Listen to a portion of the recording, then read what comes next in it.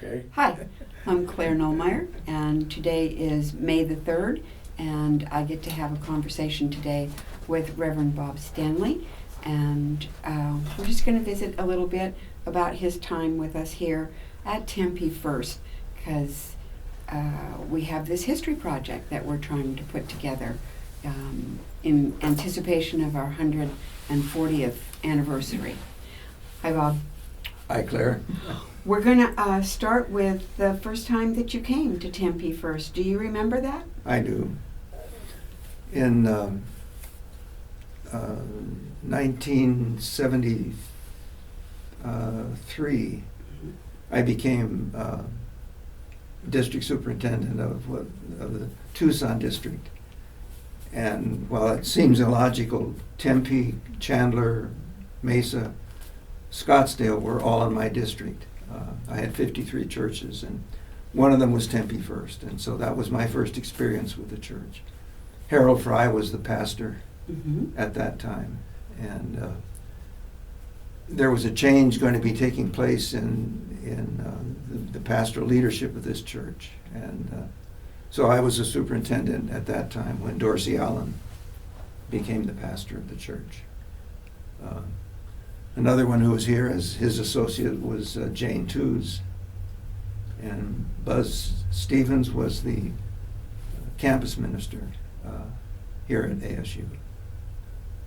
So, And these were folks that you were supervising them at the time? yeah. Okay. Right, yeah.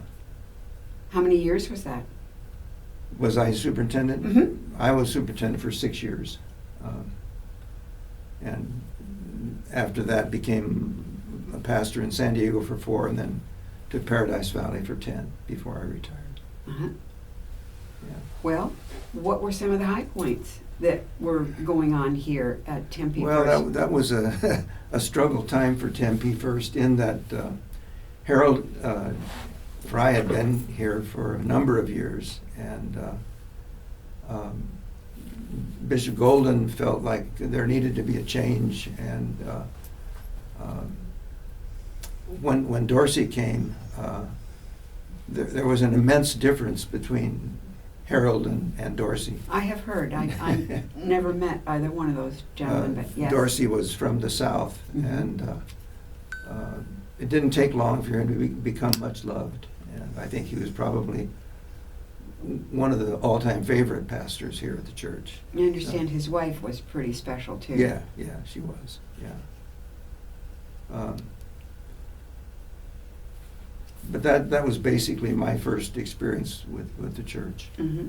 Then after I retired and we moved to Friendship Village, Gary Kennedy was the pastor at Gilbert Church and asked me to come down and help him. Mm-hmm. So I did for a number of years, and after leaving that church, Doris and I came here to this church when Dave Summers was the pastor. Mm-hmm. So did you ever serve as a pastor of this congregation? For 3 months. Mm-hmm.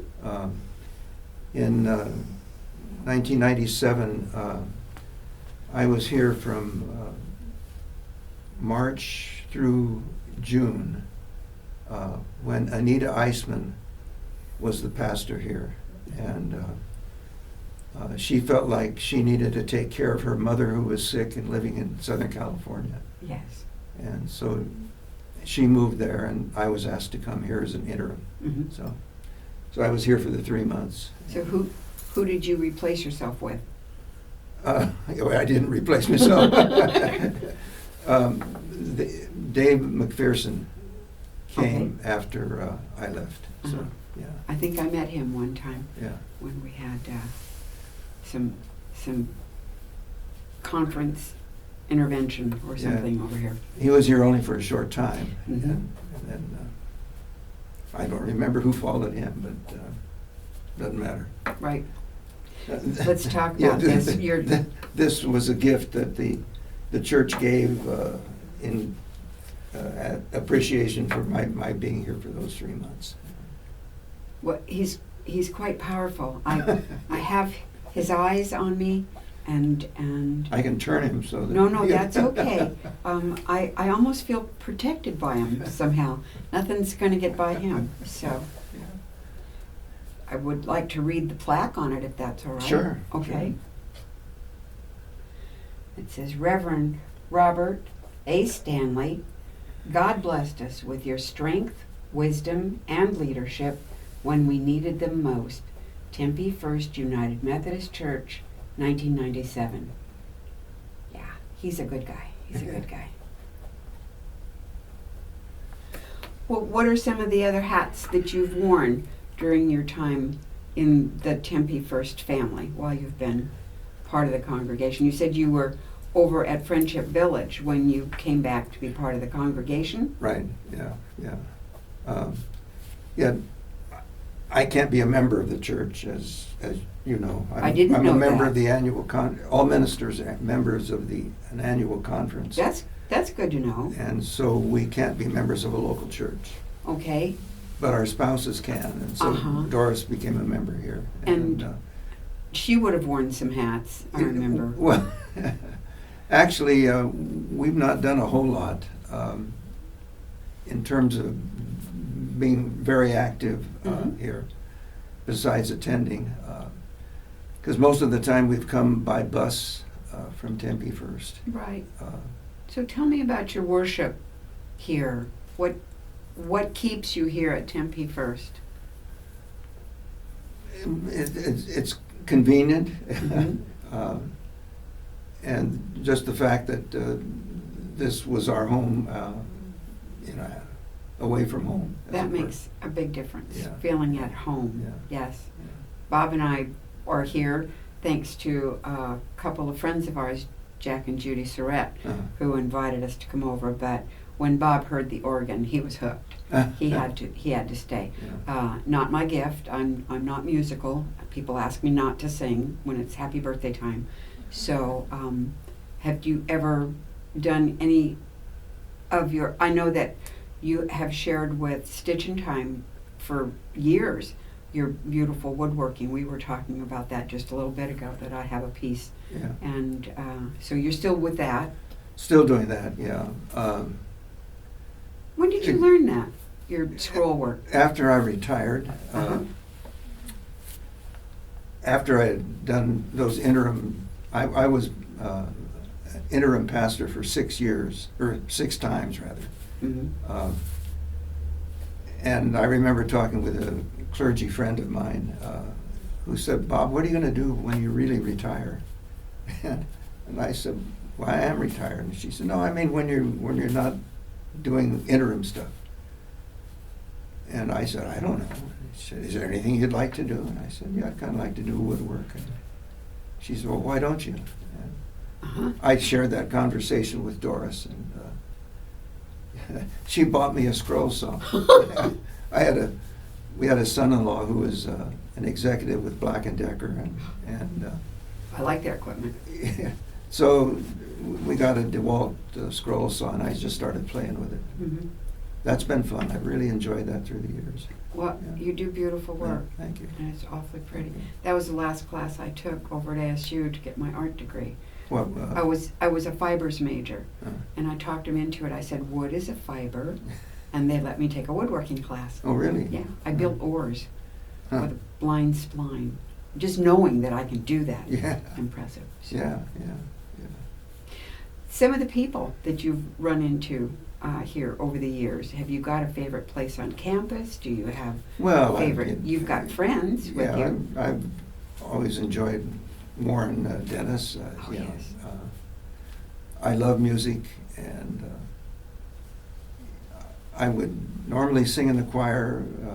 I never did that when I was a pastor, but afterward I joined a choir. And, wonderful. But I haven't done that here because of coming with a bus usually. Right. So, yeah. Choir practice on Wednesday night. That's a commitment. Yeah. And we enjoyed so much Dave Summers when he was here, and of course the other pastors as well. Right. Yeah. So tell me about your favorite Methodist potluck ever. Oh, We were just talking about, we're going to have another one in October. well, it's not been here. Okay. but Where was it and what did you like? Paradise Valley. Because, Yes. you know, I was there for 10 years. Right. And we had those kinds of things too, so. What else did you do? Did you have performances? Did you have We're there. Uh-huh. Well, I was involved in the annual conference a whole lot too. Right. And I, was chair of the Board of Ordained Ministry for a number of years. We've had a number of our pastors on Yeah. that board. I remember Dan Hurlbert, I think, was on right, that. Right. Uh-huh. Yeah. That's an important one. We need to get to the point where we're at least even Yeah. on the people retiring with the people coming Yes. coming in. Yeah, yeah.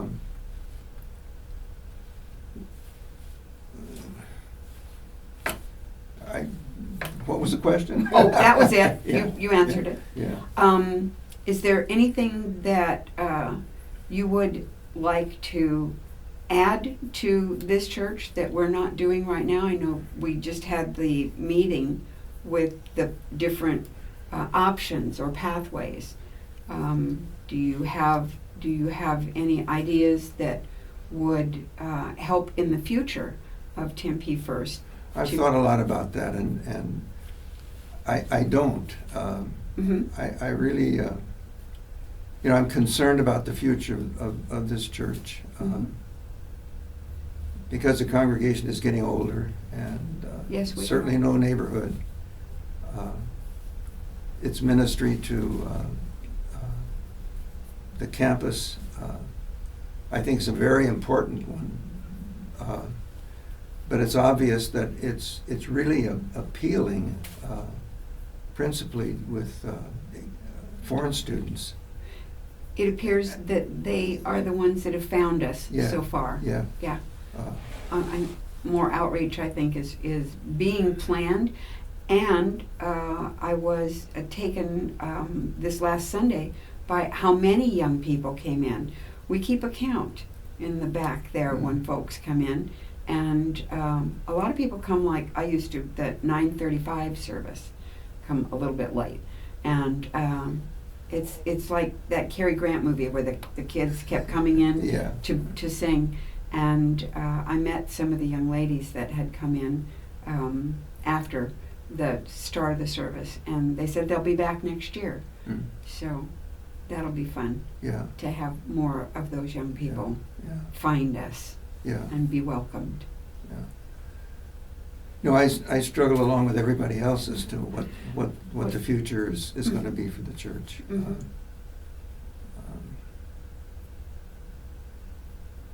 I have high hopes. I have a son who is hopefully going to marry, have a family. I'd like to see some weddings. I'd like to see some more baptisms. Yeah. Yeah. Did you do a lot of that when you were a pastor? Did you enjoy that part? Oh, of course. Yeah. Of course. Yeah. I would think that would be a happy, friendly part.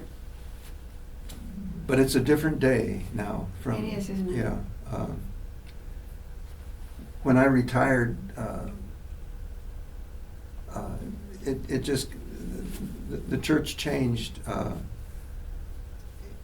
in that at Paradise Valley we would take in about 150 members a year, at least. Mm-hmm. Did they live in the Paradise Valley community? They or came did from all over, but Oh. mostly they did in Mhm. in Scottsdale and Paradise Valley. Right. But the church was really growing at that point, and the churches are not growing now. And, They don't appear to be. No. They're sort of in a trough right Yeah, now. yeah. I'd like to get back up to a peak or a valley. yeah, yeah. I have been involved in the Pen Pal program over at Scales, and Stitch and Time has talked about maybe we'll have a summer sewing camp, something like that, to maybe bring in some people, because there's kids around. There are 7 schools around this church. Mm, A lot of retail and a lot of commercial too, but yeah. they're out there. We just need to find a way to entice them over. Yeah, yeah. Anything else? Well, the changes that have just taken place at the General Conference, Can you talk about that a little bit? I haven't been to conference for many years. We used to go, but we don't. not General Conference. Not general conference. Yeah, Which yeah. one? The annual conference? Annual Conference. Right. Yeah, And is that going to be in Tucson this year? yeah. Will you be going? Probably for only one day. Mhm. They will be having a memorial service on Thursday, the 13th of June. And since Doris will be honored at that time, I need Okay. to be there. But General Conference, as you know, the church has been in transition. And the General Conference is meeting right now in Charlotte, North Carolina. Is this the difference between United and Global? Yeah, the General Conference has just made the decisions to change the Book of Discipline, taking out all references to the LGBTQ being in opposition to the Mhm. biblical teaching. Mm-hmm. It's removed all of that from the Book of Discipline, so the church is totally open to that now. Okay. In the whole process of the last 6 years, Excuse me. we've lost 7,800 churches from the United Methodist Church. They have disaffiliated. And that is globally, not only in the United States. That's in the United States. That's in the United States. Yeah. It's a bigger number So than I at expected. this point, there is no division between those who accept gays and lesbians and those who refuse to accept them. That's no longer going to be an issue in the church, and I think there's hope in that. Mm-hmm. That as we quit fighting about that within the church, Yes. there may be some new hope for us. Well, I'm hopeful for that. I'm gonna hope right along with you. Yeah, Okay. Well, that sounds like the future. yeah, yeah. Something to look forward to. Right. I'd rather do that. Yeah, yeah. Okay. Well, I thank you very much for talking with me today Well, thank you, Claire. and It's been a pleasure. bringing Wolf in with you.